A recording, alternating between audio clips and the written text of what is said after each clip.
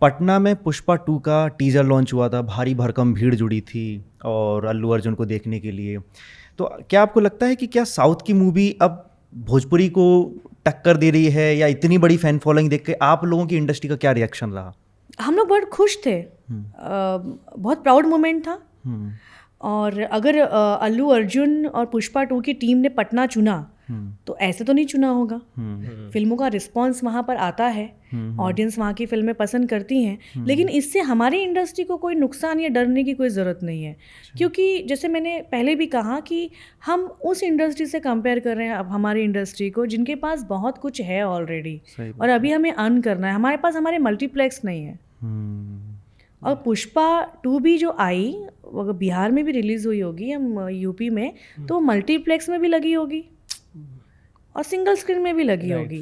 और ये बहुत अच्छा मोमेंट है। पहले बिहार जाने के लिए लोग डरते थे, लेकिन अब अगर लोग वहाँ विजिट कर रहे हैं तो इसका मतलब बदलाव तो आ गया है, बहुत बड़ा बदलाव है, और हमारी इंडस्ट्री के लिए बहुत अच्छी बात है ना ये। तो कैसी लगी थी ये मूवी, आपने देखी? बहुत अच्छी लगी पुष्पा 2, नो डाउट। मतलब अल्लू अर्जुन को अगर देखो आप तो अंटे अमलापुरम में जो लड़का दिखा था वो लड़का, और पुष्पा 2। और मैं एक बात और कहना चाहूँगी, बॉलीवुड पुष्पा 2 डबिंग जिन्होंने की, श्रेयस, ओहो उन्होंने ना 4 चांद लगा दिए अल्लू अर्जुन के किरदार को। तो इस बात को अप्रिशिएट करना चाहिए, और नो डाउट फिल्म तो माइंड ब्लोइंग है। साउथ में अगर आप कभी काम करना चाहें तो किस हीरो के साथ काम करना चाहेंगे? अल्लू अर्जुन। अच्छा, Allu Arjun, Prabhas, and Mahesh Babu, junior NTR, and Rajinikanth also. Okay, और बॉलीवुड में? बॉलीवुड सलमान खान ऑब्वियसली, शाहरुख खान, और अगर ऐसे मुझे स्टारडम का लालच ना हो तो राजकुमार राव। ओके। आपकी कभी मुलाकात शायद सलमान खान से हुई है? हुई है ना, 2-3 बार हुई है। कैसे हैं वो? He is so sweet, he is so sweet. एक तो बिग बॉस के सेट पे तो हुई थी, हाँ। लेकिन एक मुलाकात मेरी सलमान खान से हुई थी। उनकी शूट चल रही थी जाने मन फिल्म सिटी, और मेरी शूट चल रही थी मुन्ना पांडे बेरोजगार। तो हम लोगों की वैनिटी वैन्स अगल बगल में ही थी, बाजू बाजू में ही थी।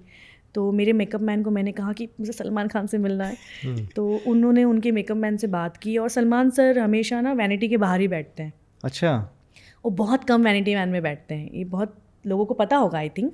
तो वैनिटी के बाहर बैठे हुए थे, उन्होंने शर्ट नहीं पहनी थी, उनकी बॉडी अच्छी खासी, और बैठे हुए थे। जाने मन का वो गाना चल रहा था, हमको मालूम है, वो गाना शूट चल रहा था।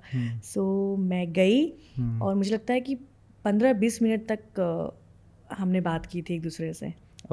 उस बातचीत में बहुत सारी कॉन्वर्सेशन थी। मेरी मम्मी बहुत ज़्यादा एक्साइटेड हो गई थी, और मेरी मम्मी कह रही थी कि हमने आपके लिए बहुत दुआएं की, आपके सारे केसेस ख़त्म हो जाएंगे, इस तरह की सारी इमोशनल बातें। फिर एक और मीटिंग मेरी हुई थी उनसे रिलायंस में, फिल्म सिटी में, और वहाँ एक बहुत अच्छी चीज़ हुई थी। ये जो मैंने मुन्ना पांडे का फिल्म सिटी का बताया, ये 2005-6 की बात है। एंड कट टू मेरी मुलाकात उनसे होती 2013 CCL का ओपनिंग ग्लैम नाइट, जो सेलिब्रिटी क्रिकेट लीग है, ग्लैम नाइट में। तो मैं वहाँ होस्ट के लिए गई थी, रेड कार्पेट होस्ट करने वाली थी मैं। So no doubt Salman Khan है तो ये देखना तो बनता है। सही है। सो मैंने मेरे जीजा जी से कहा कि मुझे देखना है, मुझे मिलना है। तो हम लोग गए जहाँ उनकी वैनिटी वैन खड़ी थी, तो वो वही बाहर बैठे हुए थे। तो अब मेरे जीजा जी और मेरी हिम्मत नहीं हो रही थी कि हम इशारा करें कि हमें मिलना है। एक होता है ना, क्योंकि he is a very big celebrity, इतनी सिक्योरिटी है उनके आसपास। सो बट सलमान सर बात यहाँ कर रहे थे और देख वहाँ मेरी तरफ रहे थे। तो मैंने इशारा किया मैं आ सकती हूँ, तो उन्होंने इशारे में कहा आइए, और मैं गई और मैंने अपना इंट्रोडक्शन दिया कि हेलो आई एम रानी चैटर्जी। तो उन्होंने एक सेंटेंस कहा कि आई नो यू। तो मैंने कहा सर कैसे? तो उन्होंने कहा आपके पोस्टर्स जुहू पर बहुत देखता हूँ मैं। अच्छा। सो मेरे लिए ये प्राउड मोमेंट था, और मैंने कहा रियली सर? बोले यस। और उनको याद था कि मैं 2005 और 6 में उस सेट पे भी उनसे मिली हूँ। उनकी मेमोरी इतनी अच्छी सलमान सर की, कहा कि आप पहले भी मिले हो। जी।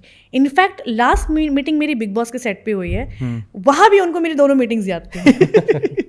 सो he is very good and बहुत अच्छे इंसान हैं। इसीलिए शायद अल्लाह ने उन्हें इतना बरकत दिया है। और राजकुमार राव से के साथ आप काम करना क्यों चाहते, क्या खासियत लगती है मतलब? बहुत नेचुरल एक्टर लगते हैं मुझे। और मुझे ऐसा लगता है कि उन्होंने कम एज में ऐसे ऐसे किरदारों के साथ चैलेंज किया है कि उनका करियर भी ख़त्म हो सकता था, बट उन्होंने किया है। तो इट्स मीन्स कि वो डरते नहीं हैं। ओके। क्योंकि मैंने भी अपनी 15 साल की एज में एक माँ का किरदार किया और उससे मैं हिट हुई। सही है। तो इसलिए मुझे कनेक्टिविटी लगती है, और मुझे लगता है कि जब आप एक बेहतरीन एक्टर के साथ स्क्रीन शेयर करते हो ना, तो एक बेहतरीन एक्टर आपके अंदर की और बेहतरीन चीज़ों को बाहर निकालता है।